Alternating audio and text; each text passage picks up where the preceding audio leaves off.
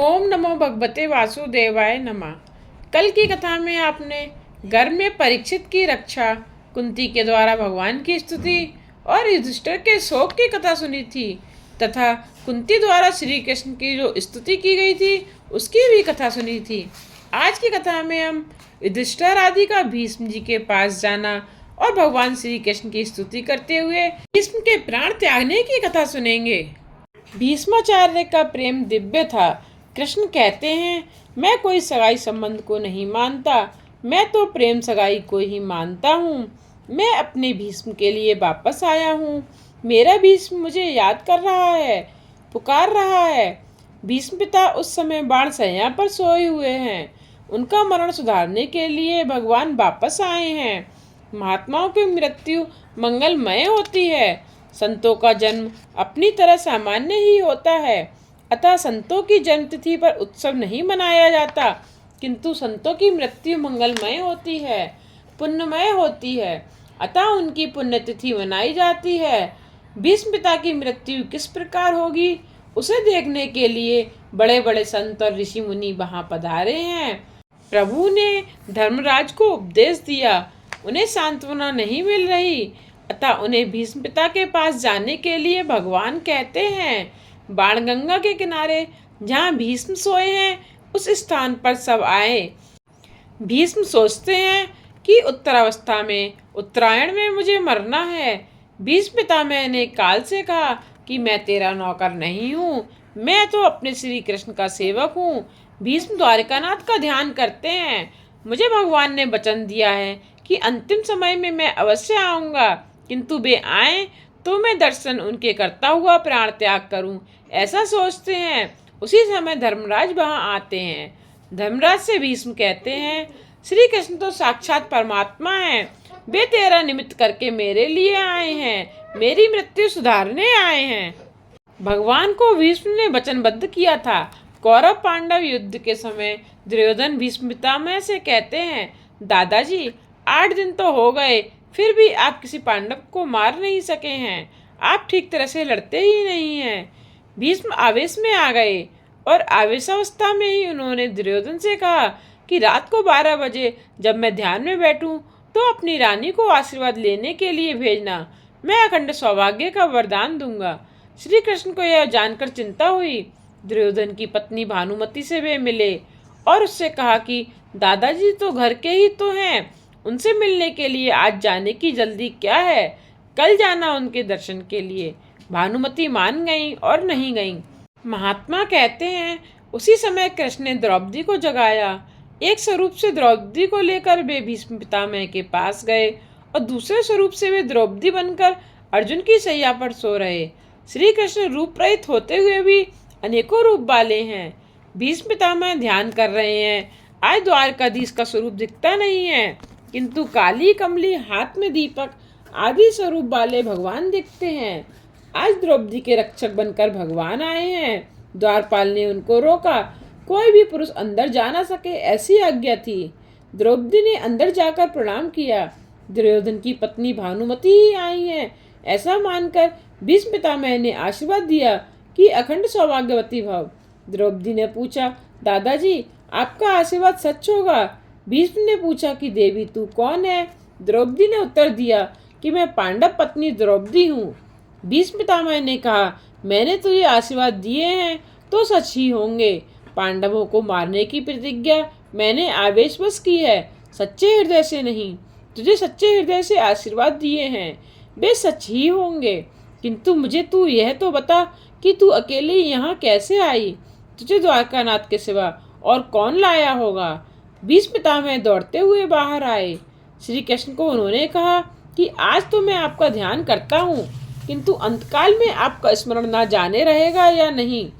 प्राण प्रयाण के समय बात पित्त आदि के प्रकोप से गला रुंध जाएगा, तो वैसे समय में आपका स्मरण कैसे होगा? सो अंत समय में मेरी लाज रखने के पधारिएगा। अंतकाल में भयंकर स्थिति होगी, उस समय मुझे लेने के लिए आइएगा। उस समय श्री कृष्ण ने भीष्म पितामह को वचन दिया कि मैं अवश्य आऊँगा। उनको दिए गए वचन का पालन करके द्वारकानाथ पधारे थे। प्रभु से रोज प्रार्थना करो कि कि मेरी मृत्यु के समय जरूर आना। शरीर ठीक हो तो ध्यान जप हो सकता है। अंतकाल में दुख से ध्यानुसंधान होता है, जिससे परमात्मा का ध्यान करना कठिन है।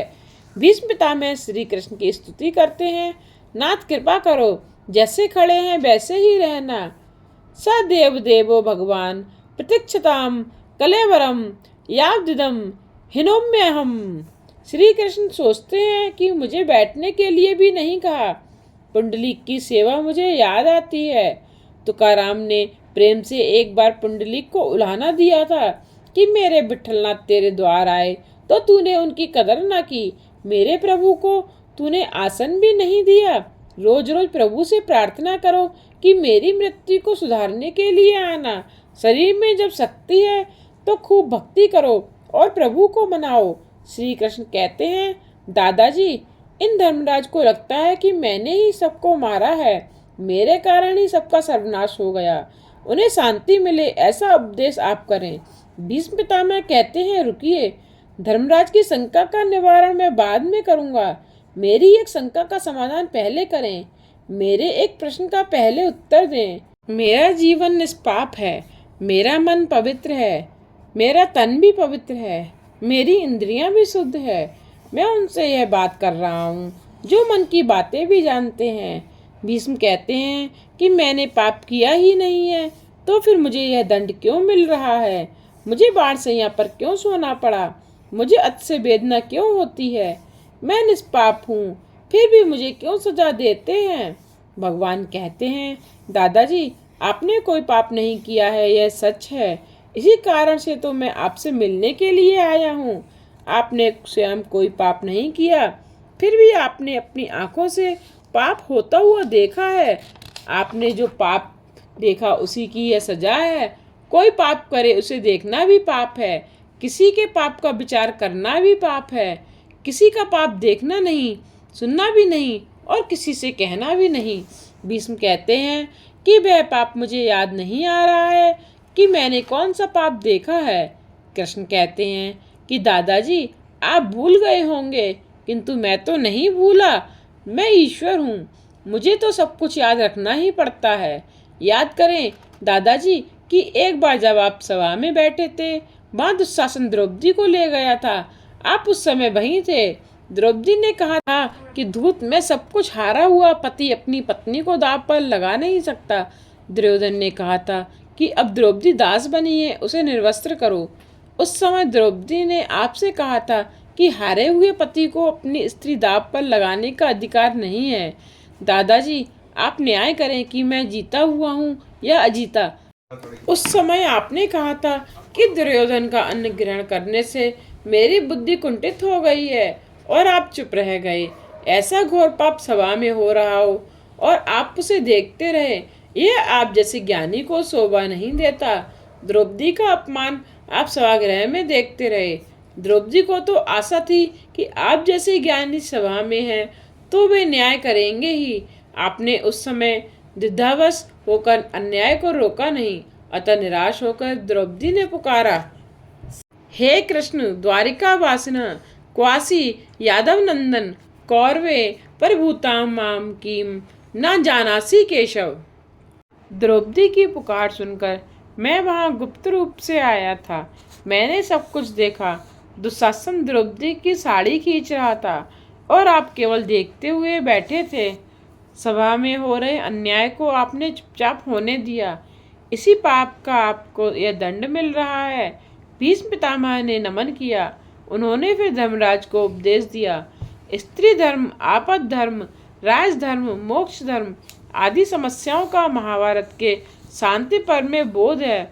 और फिर पर धर्म बताया। युधिष्ठिर ने पूछा कि सभी धर्मों में से कौन से धर्म को आप श्रेष्ठ मानते हैं? किसके जप करने से जीव जन्म मरण रूपी सांसारिक बंधन से मुक्त होता है? भीष्म पितामह ने कहा, स्थावर जंगम रूप संसार के स्वामी, ब्रह्मादि देवों के देव, देश काल और वस्तु से अपरिछिन्न, क्षर अक्षर से श्रेष्ठ पुरुषोत्तम के सहस्त्र नामों का निरंतर तत्परता से गुण संकीर्तन करने से मनुष्य सभी दुखों से मुक्त होता है। विष्णु सहस्त्र नाम का पाठ करना ही पराधर्म है। शिव महिम्न और विष्णु सहस्त्र नाम का रोज पाठ करो। शिव जी की स्तुति करने से ज्ञान मिलता है, ज्ञान से भक्ति दृढ़ होती है। विष्णु भगवान की स्तुति करने से पाप जल जाता है। विष्णु सहस्त्र नाम का पाठ करने से ललाट पर लिखे हुए विधाता के लेख भी बदल जाते हैं। जन्म मरण के बंधन से जीव को वह मुक्त करता है। भगवान शंकराचार्य को विष्णु सहस्त्र नाम का पठन बहुत प्रिय था। उन्होंने सबसे पहले विष्णु सहस्त्र नाम पर ही भाष्य लिखा था। उनका अंतिम ग्रंथ है ब्रह्मसूत्र का भाष्य, शांकर भाष्य, और फिर उन्होंने कलम छोड़ दी। विष्णु सहस्त्र नाम का पाठ रोज 2 बार करो। 12 वर्ष तक ऐसा करने से अवश्य फल मिलेगा। एक बार रात को सोने से पहले पाठ करो, इसमें दिव्य शक्ति है। ललाट पर लिखे गए लेखों को मिटाने और बदलने की शक्ति इसमें है। गरीब आदमी विष्णु याग कैसे कर सकता है, परंतु वह विष्णु सहस्त्र नाम का 15,000 पाठ करे तो उसे एक विष्णु याग का पुण्य मिलता है। भोजन की भांति भजन का भी नियम होना चाहिए। 12 वर्ष तक नियम पूर्वक सत्कर्म करो, फिर अनुभव होगा। चाहे कोई भी काम हो, भगवान का भजन नियमित करो। जिस परमात्मा की कृपा से सुख मिला, पुत्र मिला, उस ठाकुर जी की सेवा स्मरण जीव ना करे तो इससे बड़ा पाप और कौन सा होगा। फिर भीष्म पितामह ने भगवान की स्तुति की और बोले कि हे नाथ, आपका दर्शन मैं खाली हाथों से कैसे करूं? मैं आपको क्या अर्पण करूं? भगवान जीव से धन संपत्ति नहीं मांगते, वे तो मन बुद्धि ही मांगते हैं। भीष्म पितामह ने कहा कि मैं अपना मन और बुद्धि आपके चरणों में रखता हूँ। यह जीव बड़ा कपटी है और क्या कहूँ।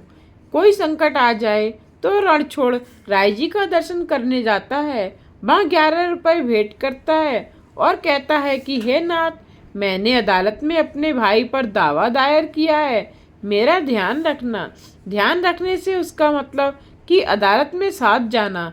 वह वकील को तो 307 रुपये देगा और ठाकुर जी को 11 रुपये में ही समझा देना चाहता है। भगवान कहते हैं कि मैं तो सब कुछ देखता, जानता और समझता हूँ। मैं तो तुम्हारे दादा का भी दादा हूँ। लक्ष्मी जी जब भगवान से पूछती हैं कि आप अपने भक्तों को दर्शन क्यों नहीं देते हैं, तब भगवान कहते हैं कि वह दाता बदले में क्या लेना चाहता है वह भी तो देखो। भगवान को तुम अपना मन, अपनी बुद्धि, अपना हृदय अर्पित करो। भीष्म पितामह स्तुति करते हैं कि हे भगवान, केवल एक बार मुझसे कहो कि मैं तुम्हारा हूँ। भक्ति ही मृत्यु को सुधारती है, सार्थक करती है। ज्ञान पर भरोसा मत रखो। आत्मा शरीर से अलग है, यह तो सब जानते हैं, परंतु इसका अनुभव सबको नहीं होता। दुख होता है तब जब मन में देहाध्यास होता है। देहावसान के समय 20 करोड़ बिच्छुओं के डंक सी वेदना होती है। भक्ति मृत्यु को सुधारती है। कई बार ज्ञान मृत्यु को बिगाड़ता है। भीष्म पितामह ज्ञान पर भरोसा नहीं रखते थे। वे भगवान की शरण में गए। वे भगवान से कहते हैं कि मैं आपकी शरण में आया हूँ। वे ऐसा नहीं कहते कि वे ब्रह्म रूप हैं। वे तो कहते हैं कि मैं आपका हूँ, आपकी शरण में आया हूँ। भगवान उन्हें कुछ उल्हाना देते हैं। वे कहते हैं कि मैं आपको अपना कैसे मानूं? आपने तो अर्जुन पर भी बाण चलाए हैं। अपने भक्त पर चलाए गए बाणों को मैं कैसे भूलूं? भीष्म जी कहते हैं कि ये सारा जग जानता है कि पांडवों पर मेरा कितना प्रेम है, और आप भी तो यह जानते ही हैं। युद्ध में मेरा शरीर कौरवों के पक्ष में था, किंतु मन तो पांडवों के पक्ष में ही था। पांडवों पर मैं बाण तो चलाता था, पर मन में मैं यही चाह रहा था कि विजय पांडवों को ही मिले। त्रिभुवन कमनम तमाल वर्णम रविकर गौर बराम्बरम दधाने बपुरलक कुलाव्रता नाब्जम विजय सखे रतिरस्तु में नब्धा। जिसका शरीर त्रिभुवन सुंदर और नील तमाल जैसा है, नील वर्ण है, जिसके तन पर सूर्य किरण सा श्रेष्ठ पीताम्बर शोभित है और मुख पर कमल के समान उलझी हुई लटें बिखरी हुई हैं, ऐसे अर्जुन सखा श्री कृष्ण में मेरी निष्कपट प्रीति हो। पार्थ सके रतम्रमास्तु। ऐसे स्वरूपवान पार्थ सारथी को रोज अपने सन्मुख रखो। इंद्रियों के घोड़ों को भगवान को सौंप दो। शरीर रथ है, इंद्रियां घोड़े हैं। अपनी निष्काम बुद्धि और मन आपको अर्पित करता हूँ। मत रूप कल्पिता वितृष्णा, मन तो केवल भगवान को ही देने की वस्तु है। फिर भी जगत में कोई स्त्री को मन देता है तो कोई पुरुष को। भगवान तो कहते हैं कि तुम अपना धन आदि नहीं किंतु मन ही मुझे दो।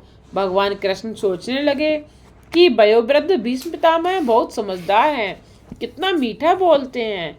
यह जीव जब ठाकुर जी को कुछ अर्पण करता है तो उन्हें बड़ा संकोच होता है। भगवान आगे सोचते हैं कि युद्ध के समय की भीष्म पितामह की विलक्षण मूर्ति मुझे याद आती है। उनके मुख पर बिखरी लटें घोड़ों के पांव से उड़ती हुई धूल से मटमैली हो रही थी और मुख पर पसीने की छोटी छोटी बूंदें झलक रही थीं। सुंदर कवचधारी कृष्ण के प्रति मेरा शरीर, अंतःकरण और आत्मा समर्पित हो जाएं। प्रभु से प्रार्थना करो कि मेरे शरीर रथ पर आप विराजें, मेरे शरीर रथ पर द्वारकाधीश विराजे हैं, ऐसा भाव मन में करो। मेरी इंद्रिय रूपी घोड़े अंकुश में ना रहे तो प्रभु उनको तुम अंकुशित कर देना। मैंने धुरी आपके हाथ में रख दी है, मेरी इंद्रियों को बस में रखना। मेरा रथ सकुशल पार कर दो। प्रभु की शरण ग्रहण करने वाले का ही मरण सुधरता है। हे नाथ, जगत में आपने मेरी प्रतिष्ठा कितनी बढ़ा दी है, मुझे कितना सम्मान दिया। मेरी प्रतिज्ञा रखने के लिए आपने अपनी प्रतिज्ञा छोड़ दी। श्री कृष्ण ने महाभारत के युद्ध में कोई भी अस्त्र शस्त्र धारण न करने की प्रतिज्ञा की थी। भीष्म ने कहा कि मैं तो गंगा पुत्र हूँ, मैं तो ऐसा युद्ध करूँगा कि कृष्ण को अस्त्र शस्त्र धारण करने ही पड़ेंगे। मैं उनसे हथियार चलवा कर ही रहूँगा। भीष्म के बाणों से अर्जुन मूर्छित हो गया, फिर भी वे बाण वर्षा करते रहे। कृष्ण ने सोचा, यदि भीष्म बाण चलाते रहेंगे तो मेरे अर्जुन की मृत्यु हो जाएगी, महा अनर्थ होगा।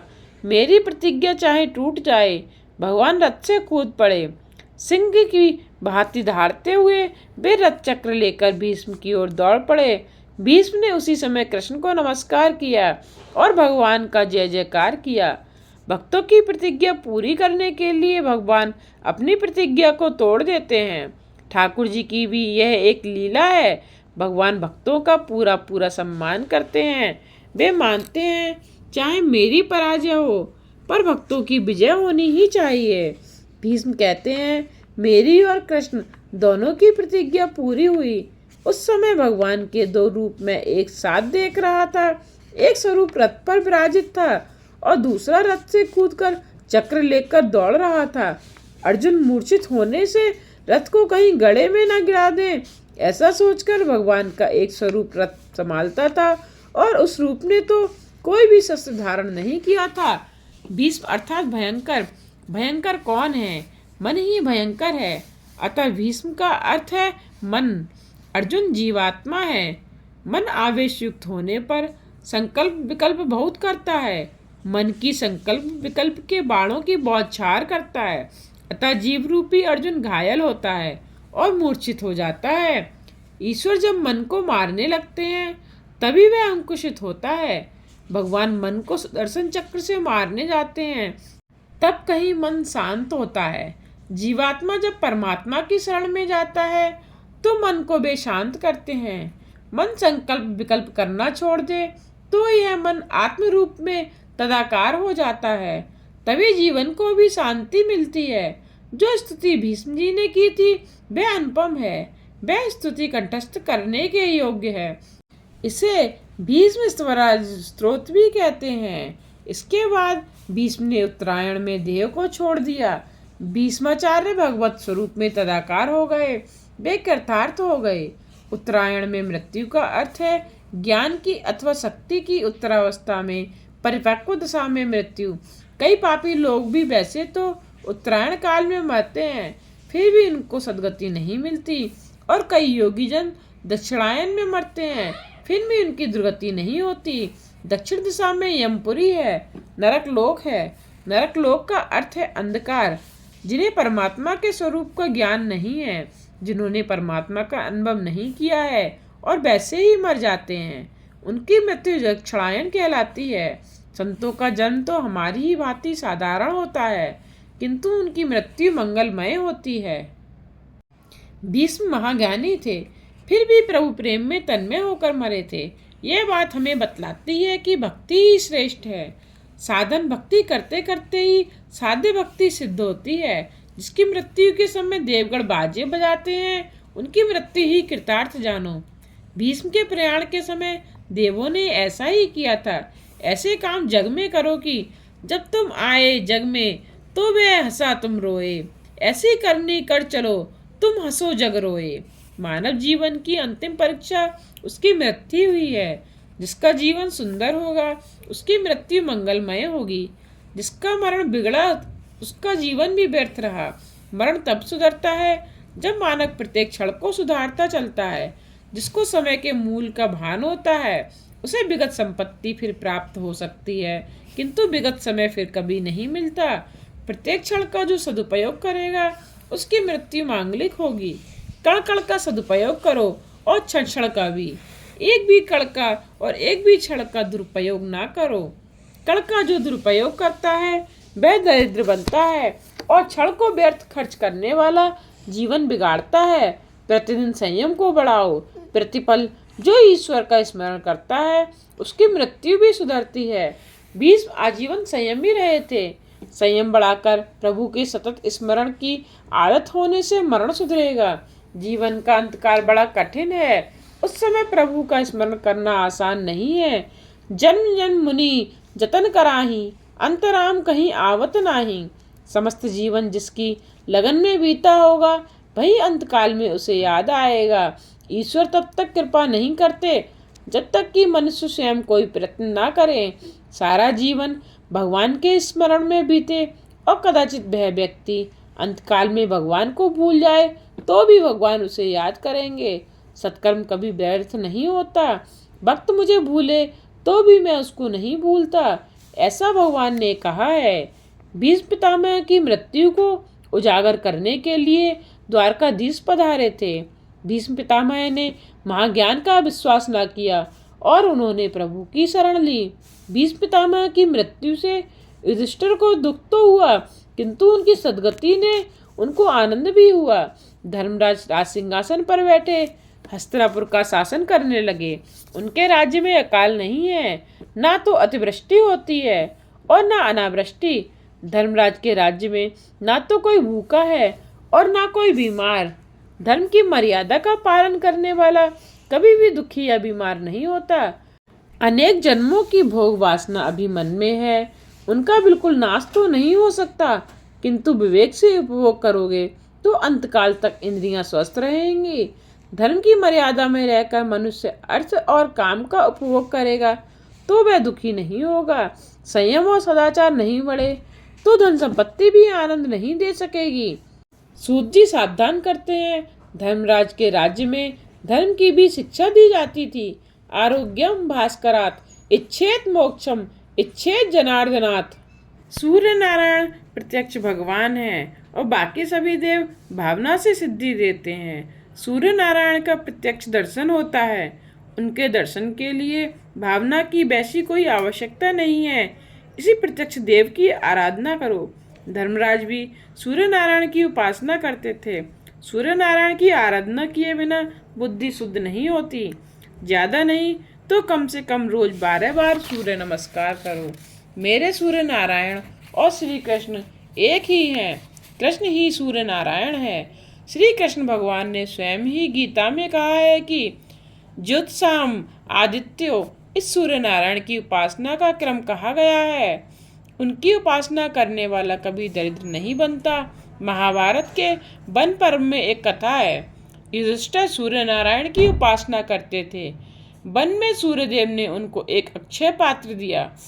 राम को भी सूर्य ही ने शक्ति दी थी। उसी शक्ति से उन्होंने रावण को मारा। राम ने भी आदर्श सामने रखा है कि मैं स्वयं ईश्वर हूँ, फिर भी सूर्य नारायण की उपासना करता हूँ। धर्म के साथ नीति का विवाह अर्थात संबंध ना हो तब तक नीति विधवा जैसी ही है। अतः बिना नीति के धर्म विधुर है। अर्थोपार्जन वैसे तो धर्म है, परंतु वह धर्माकुल होना चाहिए। धर्मराज के पवित्र राज्य में किसी के भी घर में कोई क्लेश न था। पुत्र माता पिता की आज्ञा का पालन करता था। उस समय राजा धर्मनिष्ठ होने के कारण प्रजा भी धर्मनिष्ठ थी। युधिष्ठिर का राज तिलक करके श्री कृष्ण द्वारिका गए। वहां की जनता ने रथ यात्रा का दर्शन किया। रथ में विराजित द्वारकाधीश के रोज दर्शन करो। उनके हाथों में शंख चक्र गदा और पद्म है। रथ सोने का है। एक झांकी सी करें तो हमारा हृदय पिघलेगा। इस शरीर रथ में श्री कृष्ण की झांकी करो। हृदय में सिंहासन पर बिठाकर भक्तजन प्रभु का दर्शन करते हैं। ज्ञानी जन समाधि की अवस्था में ललाट में ब्रह्म दर्शन करते हैं। द्वारकाधीश ने द्वारिका में प्रवेश किया। नगर जन कहते हैं कि आपकी कृपा से वैसे तो सब ठीक है, एकमात्र दुख यही था कि आपका दर्शन नहीं कर सकते थे। सभी को कृष्ण दर्शन की आतुरता है। भगवान ने अनेक रूप धारण किए और 16,000 रानियों के साथ राजप्रसाद में प्रवेश किया। भगवान वाणी चतुर है। सभी रानियों से कहते हैं कि मैं तेरे ही घर में पहले आया हूँ। दूसरे दिन रानियों के बीच प्रेम कलह हुआ। भगवान की ये दिव्य लीला है। उस समय कामदेव लड़ने आया।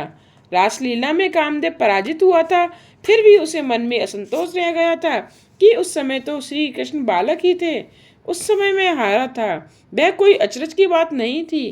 कामदेव ने श्री कृष्ण से कहा कि जब सुंदर युवतियां आपकी सेवा कर रही हो उसी समय मुझे झगड़ना है। सुंदर प्रेमल हाव भाव से रानियों ने श्री कृष्ण को प्रसन्न करने का प्रयत्न किया, किंतु श्री कृष्ण तो अजय ही रहे।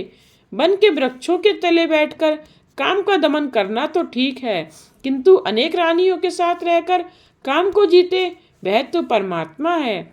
श्री कृष्ण का चिंतन मनन करने वाले को काम सता नहीं सकता, तो श्री कृष्ण को तो वह कैसे सताएगा। ईश्वर वह है कि जिसे काम कभी अधीन न कर सके। काम के अधीन हो जाए वह जीव है। श्री कृष्ण को कामदेव पराजित न कर सका, उसे अपने धनुष बाण का त्याग करना पड़ा। श्री कृष्ण योगेश्वर हैं, शंकर भी योगेश्वर हैं। प्रवृत्ति में पूर्णता रहकर भी उसने आसक्त न बने, वही है योगेश्वर। संपूर्ण निवृत्ति रहकर स्वरूप में स्थिर रहे, वह है योगेश्वर। आज की कथा को यहीं विश्राम देते हुए कल की कथा में हम परीक्षित का जन्म, विदुर जी के उपदेश, धृतराष्ट्र और गांधारी का वन में जाना, अपशगुन देखकर महाराजा युधिष्ठिर का कलयुग आगमन के संबंध में शंका करना और अर्जुन का द्वारिका से लौटना तथा अर्जुन द्वारा कृष्ण कृपा के स्मरण की कथा का श्रवण करेंगे। आगे आने वाली कथा के लिए मेरे चैनल को सब्सक्राइब करके बेल आइकन पर प्रेस करके ऑल पर क्लिक करना ना भूलिएगा, जिससे आगे आने वाली वीडियोज की नोटिफिकेशन आप तक पहुंचते रहें।